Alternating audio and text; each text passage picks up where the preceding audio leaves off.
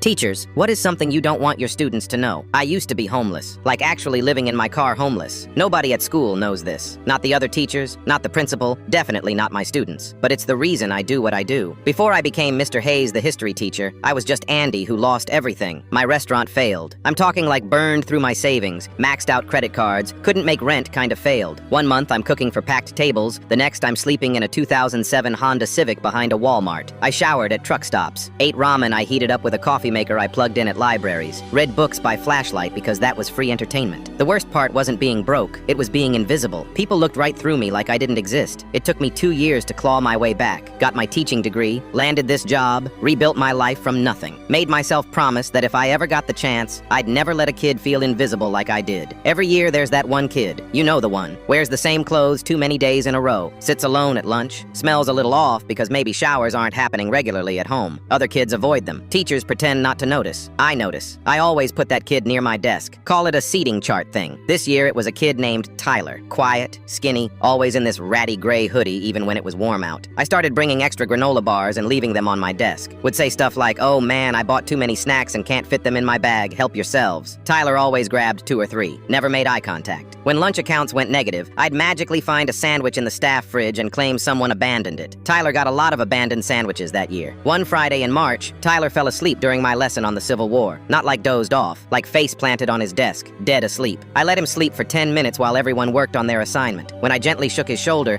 he jerked awake looking terrified. Everyone was staring. I just said, "Hey buddy, you okay?" and sent the class to work in groups so they'd stop watching. After class, I asked him to stay back. He looked like he wanted to run. I kept my voice quiet. "You doing all right, man? Everything okay at home?" His eyes got red. He was maybe 14 but looked 12. Didn't sleep much last night. The shelter was full so we had to sleep in Mom's car. That word, shelter. It hit me like a punch. I saw myself 7 years ago. That same tired, that same shame. I told him to hang tight and called down to Miss Reeves, the counselor. Between us, we got him connected to a program for kids dealing with housing stuff. Got his mom resources. Made sure he had access to the food pantry we keep quiet in the back office. Tyler started showing up cleaner. Started participating more. Even smiled sometimes. 2 months later, the school did this essay contest. Topic was, write about someone who changed your life. I didn't think much of it. The principal announced the winner at an assembly. A kid named Tyler Brennan. My Tyler. She started reading his essay out loud. It was about a teacher who saw him when everyone else looked away, who never made him feel broken or ashamed, who gave him food without making it weird, who helped him when he fell asleep in class instead of sending him to the office. My throat got tight. I felt everyone turning to look at me. I just nodded and clapped like it was no big deal. After the assembly, Tyler came up to me. He handed me a folded piece of paper. It said, "Thank you for treating me like I mattered." Nobody ever did that before. I went to my car during lunch and cried, because I remembered being him, remembered what it felt like when nobody saw you.